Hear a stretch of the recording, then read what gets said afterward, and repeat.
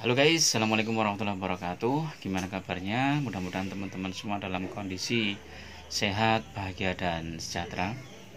Di pagi ini aku ingin berbagi tentang salah satu modus penipuan di apotek yang mungkin ini sangat berbahaya guys. Kalau kalian nggak waspada bisa rugi sampai ratusan juta ya. Jadi modus ini eh, gampang sekali dilakukan, dan kalau kalian tidak waspada itu kalian akan digerogoti oleh model-model penipuan seperti ini. Model penipuan seperti apa nanti akan dijelaskan dalam video ini selanjutnya. Modus penipuan yang akan aku sampaikan di pagi ini ya, yaitu dia modelnya apotek panel guys ya. Jadi kalau kalian belum pernah tahu apotek panel itu ya, modusnya adalah dia menghubungi kita, terus dia menawarkan kerjasama untuk melayani misalnya dokter atau klinik gitu kan, tetapi ordernya lewat apotek kita. Nah, ordernya lewat apotek kita, terus nanti barang itu diambil oleh mereka terus disalurkan ke dokter atau klinik, dan kita tidak tahu detail tentang dokter klinik yang mereka yang mereka tuju ya. Nah, biasanya mereka untuk meyakinkan kita, mereka ngambilnya sedikit dulu. Mereka beli cash dulu, misalnya dia beli cash 10 juta, tapi marginnya tipis ya karena panel. Jadi marginnya itu mungkin sekitar 5% atau 2,5%, 10 juta cash. Terus kemudian besoknya lagi ngambil lagi, naik lagi 20 juta cash gitu kan. Terus begitu, terus akhirnya kita sudah percaya, akhirnya boleh tempo, boleh kredit. Nah, saat kredit misalnya sudah sampai ratusan juta, mereka hilang guys, lari. Nah, ini yang agak berbahaya. Jadi kalian tetap harus hati-hati ya. Kalau misalnya ada yang nawarin apotek panel atau apa gitu, itu sebenarnya sangat berbahaya, dan juga itu sebenarnya nggak boleh ya, sama Balai POM itu nggak boleh. Tapi banyak apotek-apotek yang melakukan karena mungkin daerah perifer ya, mungkin di daerah perifer belum banyak apotek buka, belum banyak ini toko obat ya, sehingga dokter-dokter yang praktek mandiri itu ngambilnya dari apotek-apotek model panel seperti ini. Jadi kalian tetap harus hati-hati. Dan sebenarnya ada beberapa bahaya lagi ya. Apotek panel itu kan marginnya tipis banget dengan risiko yang sangat besar. Terus di pajaknya juga terekod, kalau omsetnya besar otomatis pajaknya kan juga kelihatan ya nanti ya. Nah, nanti di akhir pelaporan itu ya biasanya diuber berpajak karena dianggap omsetnya besar ya, misalnya 200 juta dari panel, padahal kita untungnya cuman 3%. 200 juta itu untung 3% kan cuman 6 juta, tapi di pajak terekod omset kita 200 juta per bulan, kali 12 sudah 2,4 M.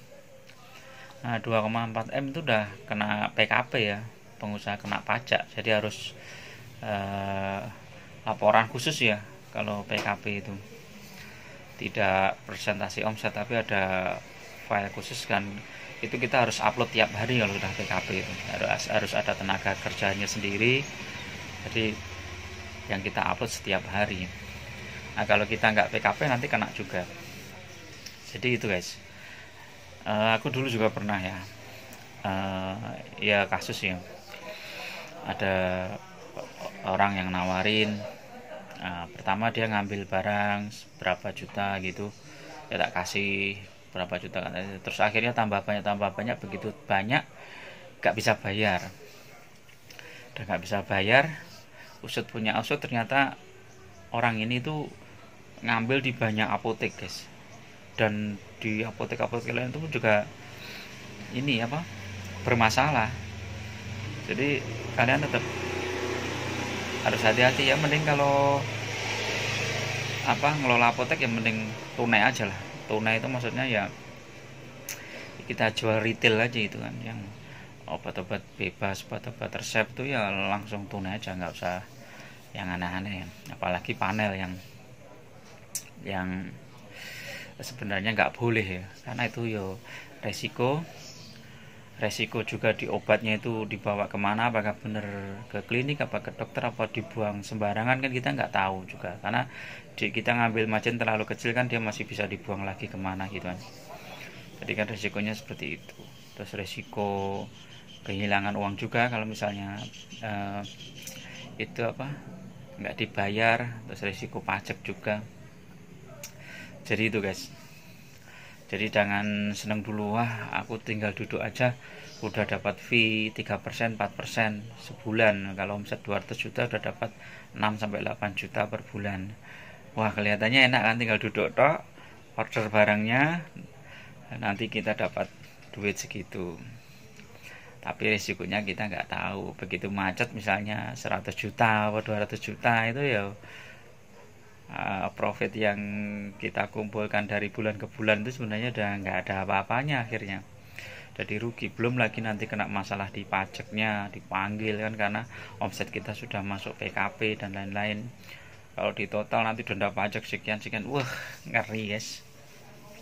Jadi hati-hati ya bagi kalian yang mengelola bisnis apotek. Kalau ada yang menawarin kerjasama atau apa, itu harus benar-benar dicek dan recheck. Bagaimana track recordnya orang yang mau kerjasama, itu kita cek. Kita tanya teman-teman yang ada di apotek lain, atau kita tanya sales, atau tanya BPF yang tahu asal usulnya orang yang menawarkan gini. Nah, nanti kita untuk hati-hati kalau misalnya orang ini sudah di blacklist dengan beberapa apotek atau dengan beberapa BPF, ya berarti ada masalah dengan orang ini. Jadi kita harus nggak usah lah kerjasama seperti itu. Jadi itu guys tips pagi ini ya, hati-hati kalian di dalam mengelola bisnis apotek ini agar tidak rugi ya. Karena kalau sekali omset kita mandek ya 100 atau 200 juta, itu ibaratnya itu profit yang berbulan-bulan yang kita kumpulkan itu udah nggak ada artinya lagi, karena kita harus bayar ke distributornya, sementara orang yang kredit ke kita yang harusnya bayar ke kita, dia nggak bayar karena nggak ada likuiditas. Jadi kan akhirnya kita sendiri yang rugi. Hari lebih baik kita fokus aja di retail aja, yang tunai, retail dan tunai, udah nggak usah mikirin kredit dulu.